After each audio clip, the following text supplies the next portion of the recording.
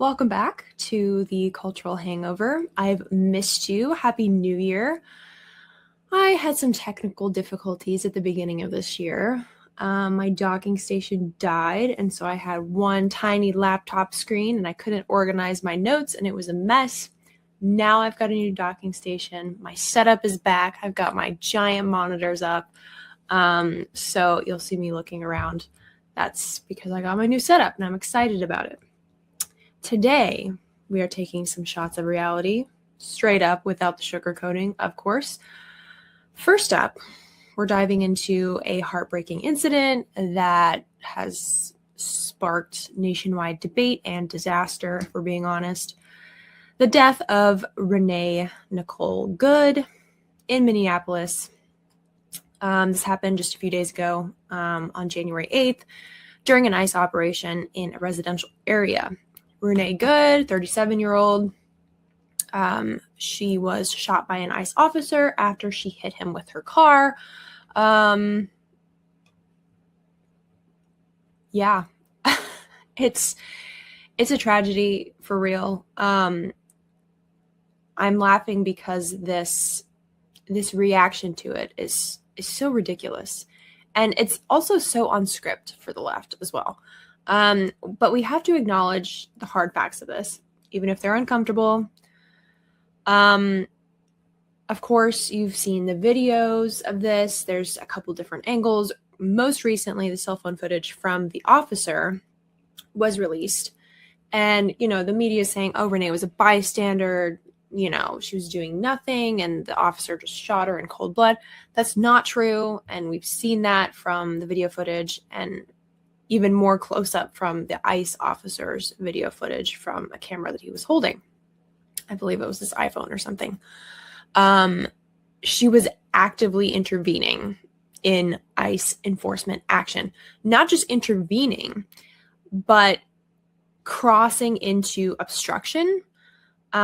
Witnesses and statements indicate she positioned her vehicle to block the agents. She refused to move and cooperate with the ICE officer's instructions. And then she drove her car into an officer and she hit him with her car. And that's when the shots went off and she was killed. Now, obviously, there's criticism out there, of course, that she barely grazed him. I think, I forget this guy's name. Some political official was saying it was I've injured myself more by closing the refrigerator door with my hip. That's ridiculous. Okay. We've seen the video that he recorded. He obviously drops the phone when she hits him with her car. And also apparently he suffered internal bleeding from that. All of that aside, severity is subjective. But the fact remains that she obstructed law enforcement in the middle of their duties and hit an officer with her car.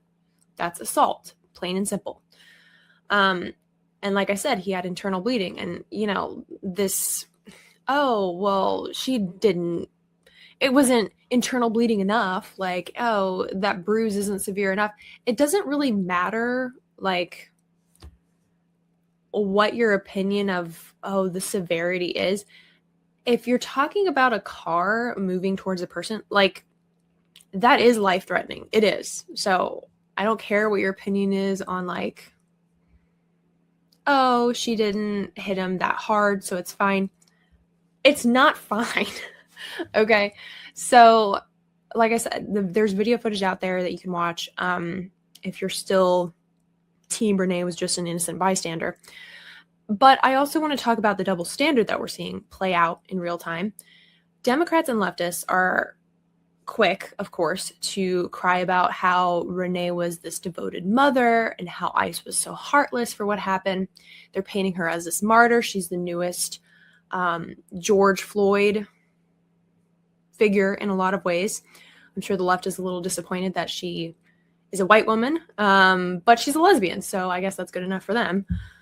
And yet these same voices had zero compassion when Charlie Kirk was executed in front of the entire world, and not for hitting anyone with his car, by the way. He was answering a question. Just throwing that out there. And these people were posting on their little Instagram accounts about how he was a bad person and got what he deserved and blah, blah, blah. These are the same people who dressed up for Charlie Kirk for Halloween because his murder was just so funny to him. This is a real thing. You can look it up. So yes, a woman is dead. It's tragic. It shouldn't have happened. She shouldn't have assaulted an officer. She shouldn't have been obstructing law enforcement to defend criminals. And her children shouldn't be left without a mother. It's horrible. But this reaction is so hypocritical. It's hypocrisy at its finest. Selective empathy based on politics. If we're going to humanize victims, which we should, it should be consistent and not just when it fits the narrative. And you have to give the context. And also, Democrats, stop encouraging each other to obstruct and assault officers. That's how you get people killed. Stay out of the way. You want to know how Obama deported so many people peacefully when he was in office? Because the big cities cooperated with the law. But because Orange Man bad, all of these cities are not cooperating. And so now we have these protesters who are not peaceful, by the way, for the most part. And you also don't hear about this kind of thing in red states. Why is that? Because they're cooperating like they're supposed to. These lefties need to stop playing vigilante and just get out of the way. ICE agents aren't out here playing games. They're doing their job, enforcing immigration laws in communities where tensions are already high. And by the way, ICE officers are people too. I know it might surprise you to hear. They have families too. And so when you're putting their life at risk, you're attacking them, you're assaulting them, they have every right to defend themselves. They risk their lives every single day. And assaults and attacks and killings of ICE and police and law enforcement in general has gone up a ridiculous amount over the last few years. Last 2 years alone, even. So we have a very politically charged environment right now. And they're not obligated to just stand there and let someone hit them with their car, no matter how minor it might seem after the fact to people who don't want to look into the fact that he had internal bleeding and they just want to be like, oh, look at him, he's fine. It doesn't matter. Like, even if he was entirely fine and didn't have internal bleeding, it's not okay for you to hit someone with your car. That is risking their life. That is life-threatening. So a self-defense is not optional, especially for those in uniform. And also, I think we should lay the blame where it belongs on the Democrats and their rhetoric that's fueled this quote-unquote resistance. For years, we've heard progressive officials and activists, especially when it comes to, Trump doing something, anything that Trump does, they want to do the opposite, right? So these progressive officials and activists are encouraging people to resist law enforcement, to obstruct ICE operations, and framing this as like, oh, you just have to do what's right. And like, these people are the Gestapo and all of these things. No, they're literally just following the law. You are protecting criminals. Okay. You are encouraging your people to obstruct ICE operations and prevent them from taking criminals out of our country like they should. Calls for Democrat leaders to, during protests, to stand in the way of deportations. It's not a stretch to say that this environment and literally officials encouraging this, Tim Walz is telling people, yeah, keep going, like keep doing this, keep obstructing officers, keep like it literally telling them to break the law. And then they're surprised when someone gets hurt or something because people are attacking officers. The creation of these anti-ICE apps and networks, they let civilians report ICE agents' locations in real time. You want to know why they wear masks? Because you have these apps that are literally designed to ambush officers and attack officers. Tell everybody where these officers are when they're going to be, kind of isolated and alone so that they can be attacked. That's why they're wearing masks. Okay. So it's just crazy, you guys. And we've seen this play out in cities like Portland and Chicago. These people are just hyped up by this anti-enforcement narrative. And it turns into violence. And, Renee's death, it sucks. It's a tragedy. It shouldn't have happened. That said, ICE officers are not obligated to forego self-defense because the politics are heated or because some activist wants to feel important or like some hero for defending criminals. That's literally what she was doing. And if we want fewer tragedies like this, we need accountability across the board, starting with politicians and left-wing political leaders. Stop encouraging our people to defend criminals and assault officers who are upholding the law and trying to get all of these criminals that Biden let in out of our communities and out of our country. Not that hard. Like, really not that hard. So let's shift gears now and talk about the Trump administration's recent move, Make America Healthy Again, to reevaluate the childhood vaccine schedule. The moment is here. This is what Trump voters voted for. For decades, the United States has had one of the most aggressive vaccination schedules in the developed world. More doses, earlier administration, and far less flexibility than many European countries. In the United States, like primary care doctors and pediatricians can literally refuse to have your child as a patient or to treat your child if you as the parent decide that you're not going to inject your child with multiple poisons at once, multiple times before they're even a year old. Countries like Germany, Denmark, Sweden, Japan even, they have a much less aggressive approach to this. The same diseases too, fewer total doses, later timelines, and somehow, shocking, their civilizations have not collapsed. So when people are acting like this new schedule that RFK Jr. and President Trump have been working on, that's been released now, they're acting like it's anti-science. Question, which science? Whose science? Whose standard? Because science is not a religion, despite how people are reacting to this. Science evolves. Real science responds and revises according to data. It corrects itself. And we've already seen this happen before with nutrition, with pharmaceuticals, with COVID, hormone therapies, SSRIs, opioids, all of these things. The more we discover, the more things change. Surprising, I know. But that's how science is. That's how it works. So pretending vaccines are the one sacred institution for protecting people, it's ideological. That is anti-science.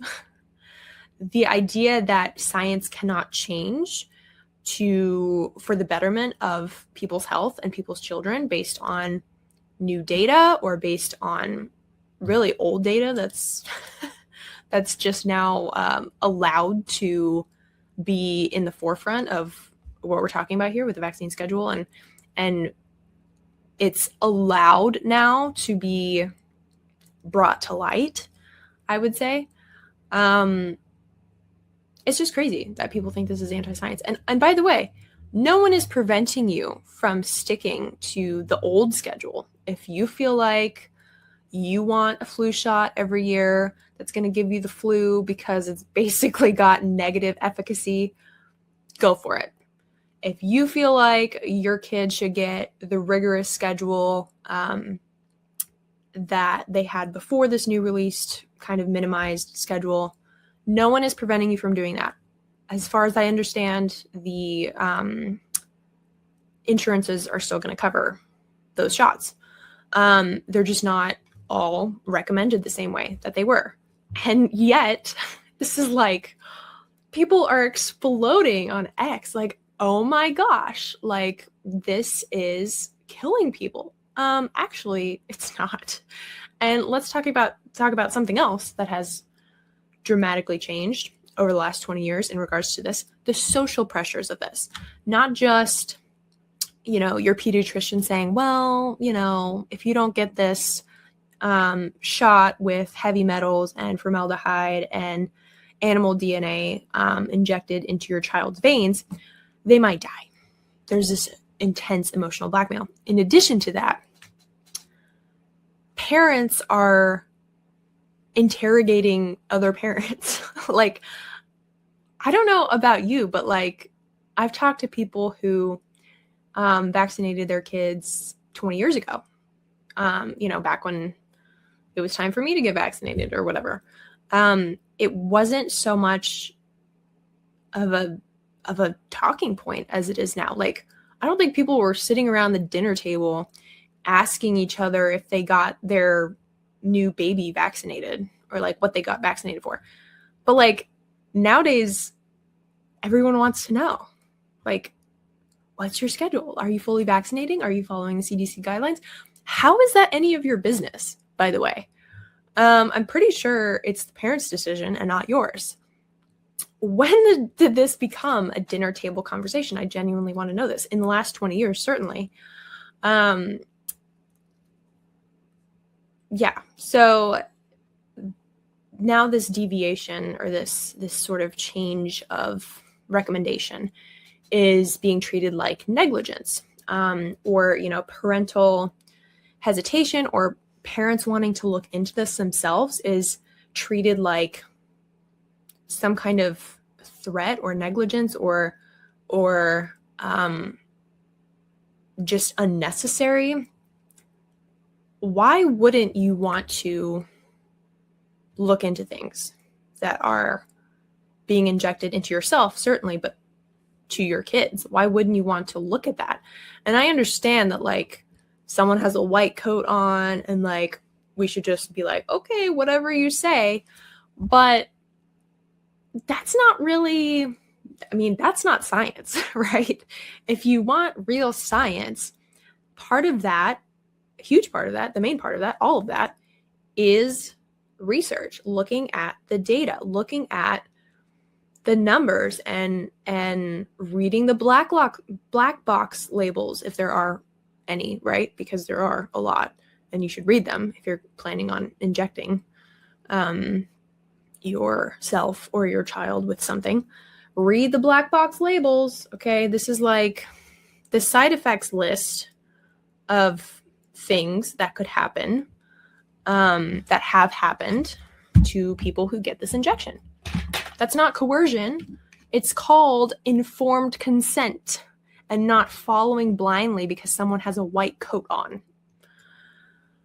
And supporting a review of the vaccine schedule and looking into it more and figuring out how we can do better with it and eliminate things that are not needed. It doesn't mean you are rejecting all vaccines or rejecting modern medicine. It means you're acknowledging the fact that pharmaceutical companies are businesses, okay?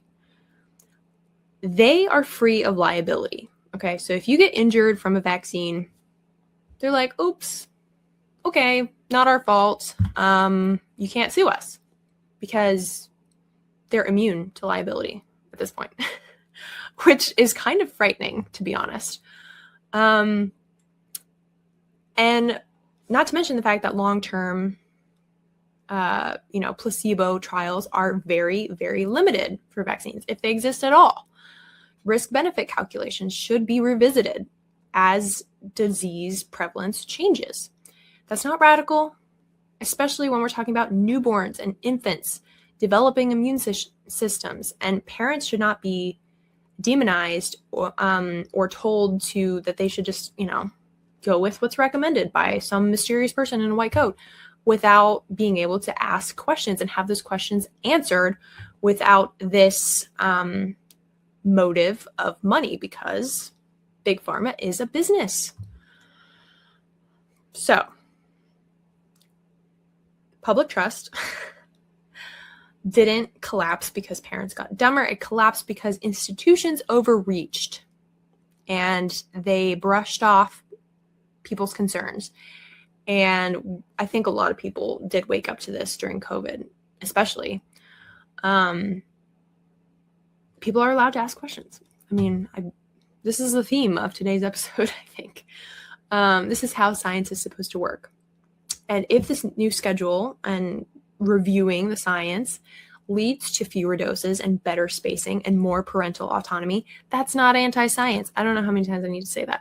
That's just that's sanity. That's being smart and looking into and thinking critically for yourself about what's best for you or your child, without this noise of trust the experts. I've heard that one before. And I commend President Trump and RFK Jr. for acknowledging the role of the parent in this and a parent's choice on this more, and being more transparent about these vaccines. It's very refreshing. You know what else is smart and refreshing? Amalo tallow, but not just their tallow products, which are amazing for your face and for your body, because tallow mimics your skin's natural barrier and it regulates oil production. So even if you're acne prone, it's good for you. It's great. It balances your skin. I've talked about their tallow products before. I use them every day, but they also have a bunch of other really great products, you guys. Soap, lip balm, perfume rollers, which I have yet to try, but I am excited to. But they also have now natural deodorant and dry shampoo. I've been looking for a good natural dry shampoo. And I've been using their dry shampoo for the last couple of weeks, and I do really love it. I can pronounce the ingredients. I'm not spraying a mysterious aerosol onto my scalp or into the air to breathe.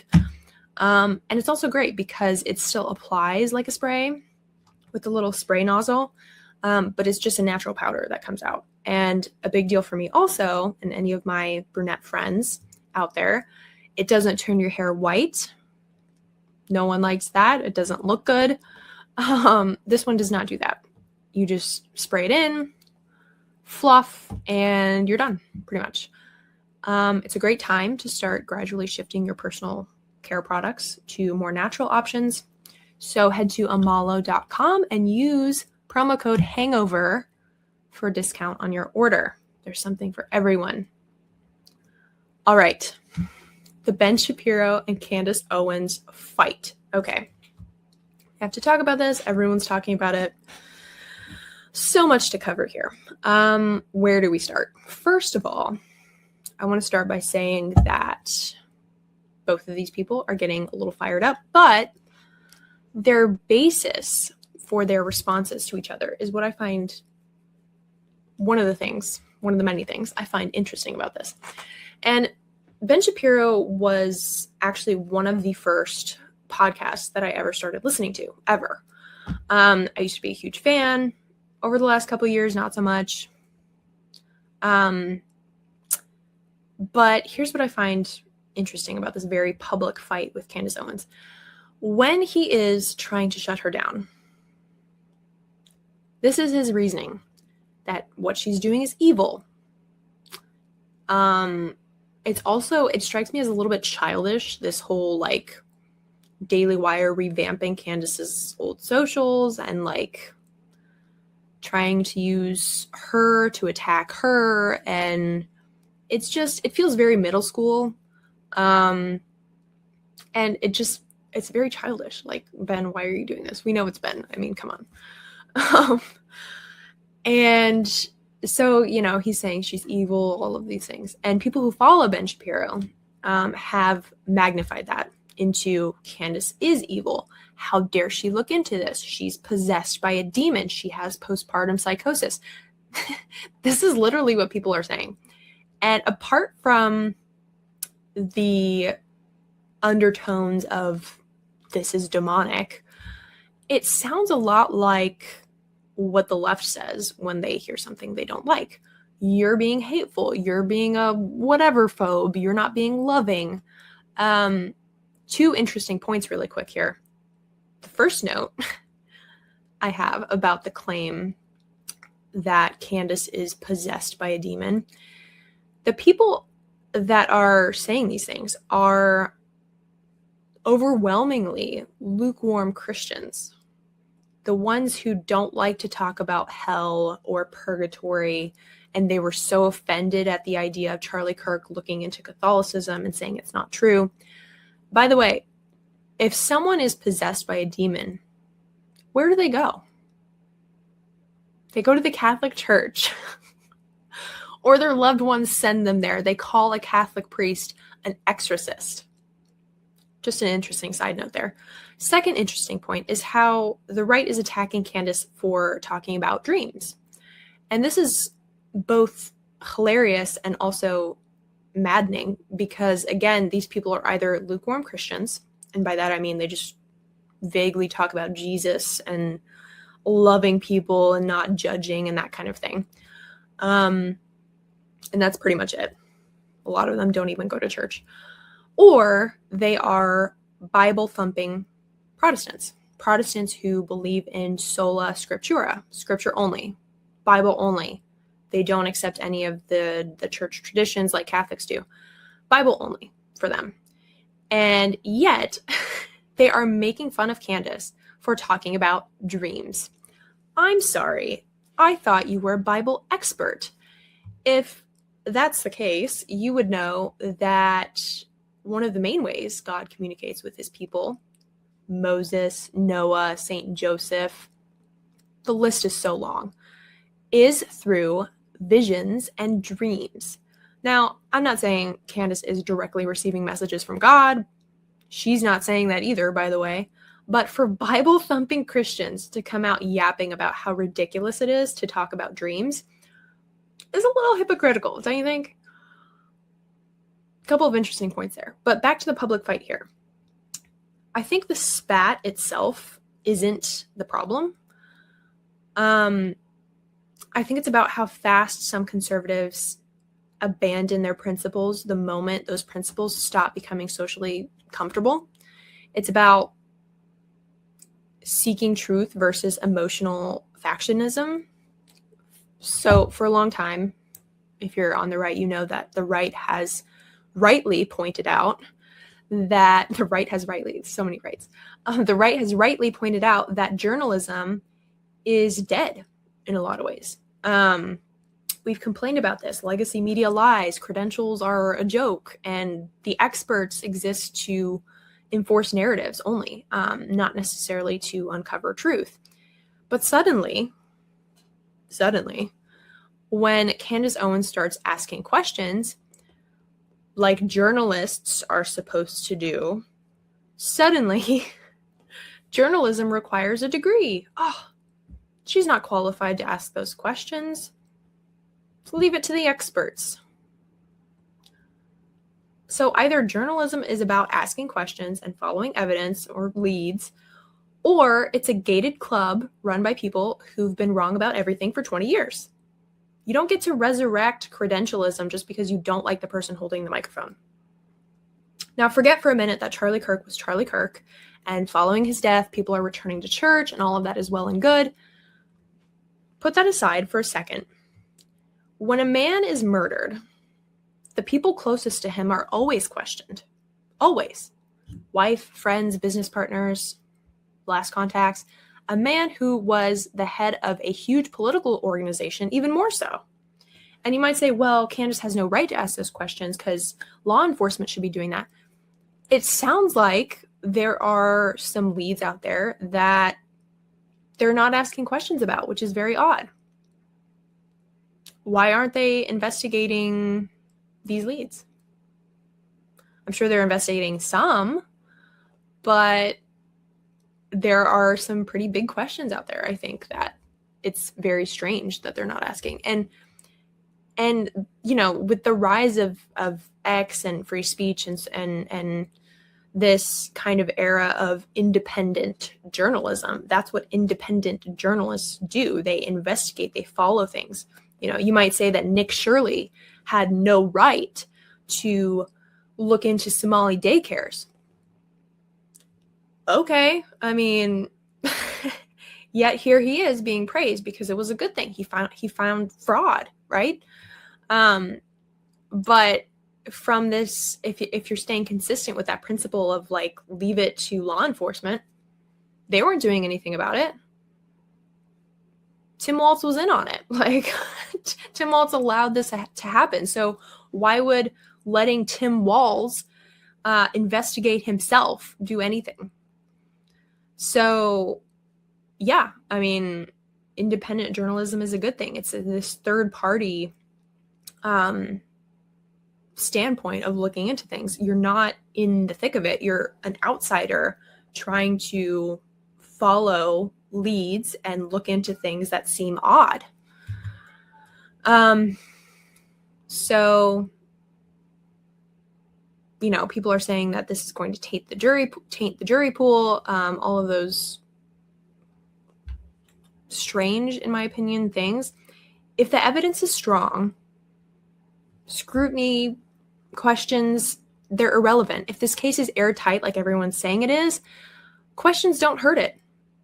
The only time people start screaming about tainting the jury pool is when they want the inquiries to stop, not because justice is threatened, but because the comfort of the narrative is threatened. And yes, there were objectively strange things going on surrounding September 10th. Timelines that seem a little bit weird, decisions that also seem weird. And pretending otherwise doesn't make you responsible. It makes you incurious. Curiosity here is important. Acknowledging things that are odd is not accusing anyone of murder. It's refusing to play pretend and ignore things that are standing out. So what's actually happening here, and I think this is a part that a lot of people on the right don't want to hear, the right are sliding into some of the same emotional narrative protective behaviors that they claim to hate from the left. Like, trust the process, don't ask questions, wait for the authorities, trust the experts, don't undermine confidence in whatever the main narrative is. All of this sounds familiar. Conservatism is not about protecting vibes. It's not about defending brands. And it's definitely not about declaring certain topics off limits because they make donors or institutions or friend groups nervous. And this is where the conversation gets even more dishonest, because a lot of the time the outrage is coming from people who very clearly have not watched Candace Owens' actual show. They've said this multiple times. I don't watch Candace Owens, but here's this random clip that's 10 seconds long and stripped of context and designed to inflame and make people angry rather than to inform. Not saying that I agree with Candace on everything. There are some things that I'm like, that doesn't really seem odd to me. Okay. But some things I'm like, yeah, that is kind of weird, actually. Why aren't we looking into that more? People keep repeating the line like, Candace is accusing Erica of killing Charlie. And that's just simply untrue. That's not happening.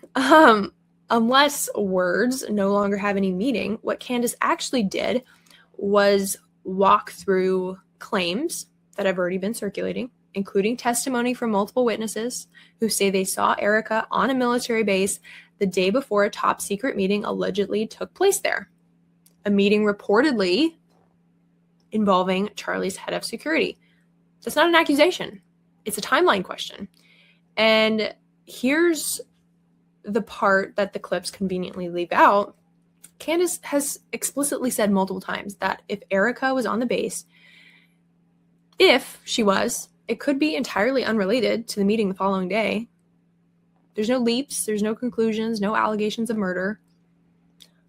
That's just, it's a qualified claim. It's called intellectual restraint. It's called doing the opposite of just throwing out murder accusations willy-nilly. But viral outrage doesn't survive context, so the context gets cut. This is how narrative enforcement works in 2025. You don't refute the argument, you clip it, you flatten it, and then accuse the person of saying something they very deliberately did not say.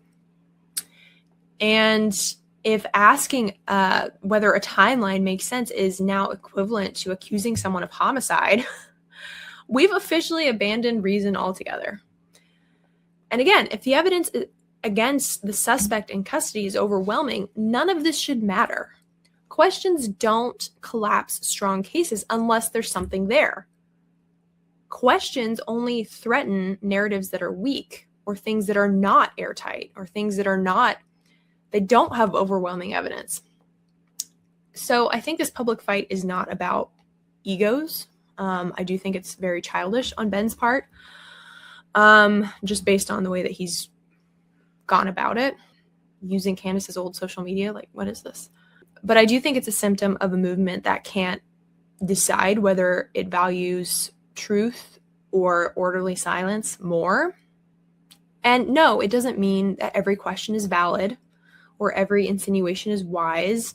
I don't, like when Candace first started looking into this, I don't necessarily understand why she had her eyes fixed on Mikey McCoy, like what all of that was about. I genuinely think that Mikey McCoy and Charlie Kirk were really good friends, and Mikey is probably, perhaps hurt by any kind of insinuation that he might have been involved in something. But again, we're talking about a murder case here, and one that does not have a proven person who did it. Okay. So it's not unusual for people close to Charlie to be questioned, in my opinion. I feel like that's what people should be doing instead of just investigating one person. That's not how investigations work. You investigate the full picture so that you can make sure that you have the right person. But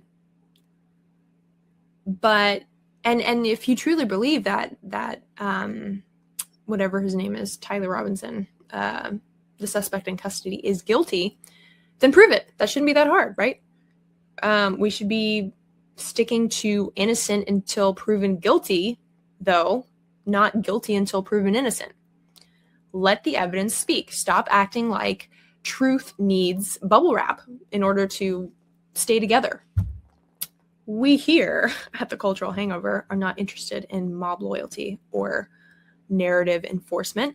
Asking questions is not violence. Investigation is not betrayal or evil or demonic possession.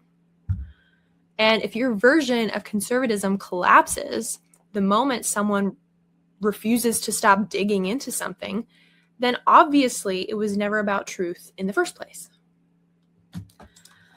That's all I have for you today. So many big stories coming up, and I'm sure there's going to be lots of updates moving forward. But stick around. Stay awake, stay curious, and I will see you next time.